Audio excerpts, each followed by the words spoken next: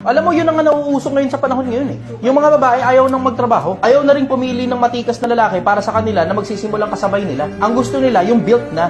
Eto mabigat. Babae, ganun ka? Tignan mo, yung lalaki ganun din. Tama. Ito pansin ko, common to eh. Yung babae, hahanap ng kung sino mong mayaman. Baka may edad, baka wala. Pero mayaman ang dahilan. Ano ngayon ang ipapalit mo, kapalit nung pinaghirapan ng lalaki? Kasi pinaghirapan ng lalaki yung kayamanan niya eh.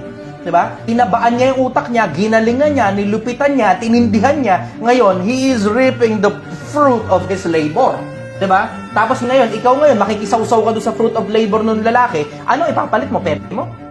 Yung kapirasong butas, yun na yun? Yun ang kapalit nun.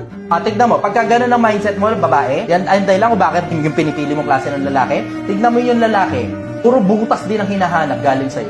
Ito mas mabigat, pag yung butas mo luma na, hahanap na ibang butas yan. Tapos sasabihin mo ngayon, babaero yung lalaki. Malamang, pinili mo yan, tapos wala ka namang kayang ipalit bukod sa butas mo eh.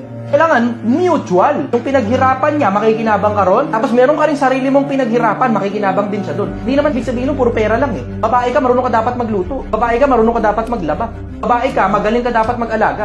Babae ka, wala na siya dapat ibang hahanapin galing sa'yo. Dapat kumpleto ka. Kasi yun nga yung ipapalit mo, kapalit nung pinaghirapan niyang pera eh. Yung serbisyo mo naman na ipapalit mo ron eh, bilang babae na makakasama mo siya habang buhay. Tapos pag nasa iyo siya, may kapayapaan siya ng isip.